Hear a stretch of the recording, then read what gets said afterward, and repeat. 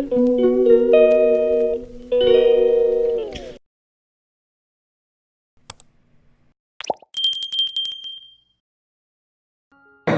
বন্ধুরা, আশা করি সবাই ভালো আছেন, আমিও ভালো আছি। তো এই ব্লগটা এখান থেকে শুরু করছি, তো দেখতে থাকুন। এই যে পায়েল দুই পায়ন স্টেজে চলে এসছে, শুরু হবে এবার। ওদের বরণ করা হচ্ছে কমিটির তরফ থেকে। তো এই যে বরণ পর্ব চলছে, আগে দুই পায়নকে বরণ করা হলো, তারপর পায়েল পুষ্পস্তবক। আশা করি ভালো লাগবে।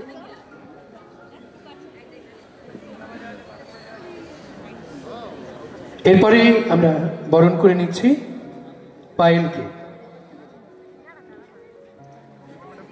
প্রথমে ব্যাজ,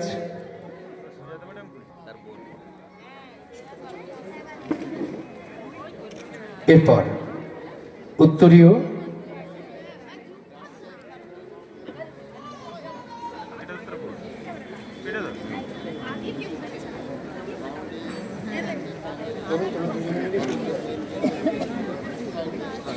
এবার পুষ্পস্তবক অর্পণ করা হচ্ছে। পায়েল দুই পায়নকে যারা বরণ করেছিলেন তাদের সকলের সঙ্গে আর একবার প্রেমবন্দী হওয়ার এই মুহূর্ত আমরা এই মুহূর্তটি আমরা ধরে রাখতে চাই। বেল্লা কালচারাল অ্যাসোসিয়েশনের পক্ষ থেকে যারা এই দুই শিল্পীকে বরণ করলেন সেই মুহূর্ত। তো বরণ পর্ব শেষ, এখন অনুষ্ঠান শুরু। ওদের প্রথম যে নৃত্য রবীন্দ্রসঙ্গীত দিয়ে শুরু করলো, খুব সুন্দর, সে বলে বোঝাতে পারবো না, আমরা বসে দেখছি। তো কতটুকু আপনাদের সামনে তুলে ধরতে পারছি সেটা আমি বলতে পারছি না। তো আশা করি দেখুন, খুব ভালো লাগবে। গান তো মিউট করে রাখতে হয়েছে, সবাই তো জানেন, না হলে কপিরাইট আসবে।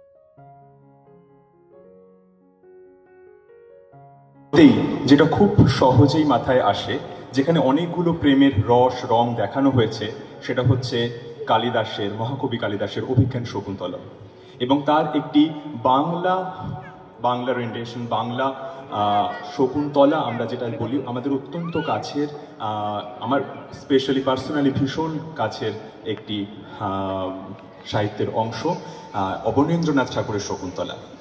এই অবনীন্দ্রনাথ ঠাকুরের শকুন্তলা দিয়েই শুরু হচ্ছে আমাদের একটি অংশ, যেখানে আমরা প্রেমের বিভিন্ন রকম রস কীভাবে দেখতে পাই আস্তে আস্তে আমরা এগোবো এবং বুঝতে পারবো। একদম শুরুতেই যেটি রয়েছে শকুন্তলার, এক ছিল নিবিড় অরণ্য, তাতে ছিল সারি সারি বট, তাল তমাল, পাহাড় পর্বত, আর ছিল ছোট নদী মালিনী, এবং সেই মালিনীর ধারে শকুন্তলা একটু একটু করে বড় হয়ে উঠতে লাগলো ঋষি কর্ণমুনির আশ্রমে।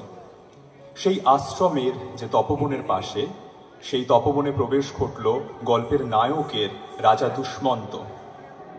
এইখানেই রাজা দুষ্মন্ত এবং শকুন্তলার হলো প্রথম আলাপ, এবং প্রথম দর্শনেই তাদের ভিতর প্রেম উদ্ভূত হলো। এই প্রেম হলো একদম পেলব, ফ্রেশ, একদম প্রথম যৌবনের যে প্রেম। তারপরে আস্তে আস্তে তাদের প্রেম বৈবাহিক সূত্রে আবদ্ধ হলো, তার একটা পূর্ণতা প্রকাশ পেল। এক সময় দুষ্মন্তকে সেই তপবন ত্যাগ করে চলে যেতে হলো, এবং তার নিশানা স্বরূপ, তার প্রেমের নিশানা স্বরূপ রেখে দিয়ে যেতে হলো তার আংটিকে শকুন্তলার কাছে। এইবারে এলো প্রেমে বিচ্ছেদের পর্ব, যাকে আমরা বলি লং ডিস্টেন্স রিলেশন। এরপরে আস্তে আস্তে শকুন্তলার দিন কাটতে লাগলো, মাস কাটতে লাগলো, বছর কাটতে লাগলো, দুষ্মন্ত এলো না। শকুন্তলা কাঁদতে কাঁদতে বিভোর হয়ে সবসময় তন্ময় হতে থাকতে লাগলো দুষ্মন্ত রাজার স্মৃতিতে। এই সময় গল্পে প্রবেশ হলো মহাঋষি দুর্বাসার। দুর্বাসা তৃষ্ণার্ত হয়ে শকুন্তলার কাছে জল চাইলেন, কিন্তু শকুন্তলা এতটাই অন্যমনস্ক হয়েছিল যে সেই জল প্রার্থনার যে আকুতি সেটা কোনোভাবে তার নজরেই এলো না, অগোচরেই রয়ে গেল। দুর্বাসা মুনি প্রচণ্ড রেগে গিয়ে তাকে অভিসম্পাত করলেন যে যার স্মৃতিতে তুমি এতটা বিভোর হয়ে রয়েছ তার স্মৃতি থেকেই তোমাকে সম্পূর্ণভাবে লুপ্ত করে দেব। এইভাবে দিন মাস কাটতে কাটতে যখন শকুন্তলা একাকী বিরোহিনী বসে রয়েছে তপবনে, সে বুঝতে পারল সে অন্তঃসত্ত্বা, তিনি সন্তান সম্ভবা। তখন বাধ্য হয়ে বিভিন্ন পাহাড় পর্বত ঘুরে বহু খুঁজে দুষ্মন্তের রাজ্যে যখন পৌঁছালো তখন তার কাছে সেই আংটি নেই, এবং সেই সময় হলো প্রত্যাখ্যান। দুষ্মন্ত তাকে চিনতে পারলেন না এবং তাকে সম্পূর্ণরূপে পরিত্যাগ করলেন।